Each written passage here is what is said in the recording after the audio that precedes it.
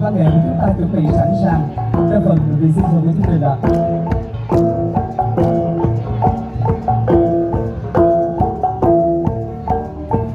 Và đã đến giờ chúng ta bắt đầu tổng duyệt chương trình của buổi lễ khai mạc ngày hôm nay.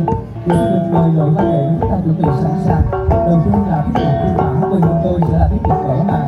Xin mời các đội ca múa của tiết mục mở màn chúng ta chuẩn bị sẵn sàng cùng với vị đạo chương trình và các bạn bên anh tham lại chương trình sẵn nhà cũng như là các bạn của tập truyền khác.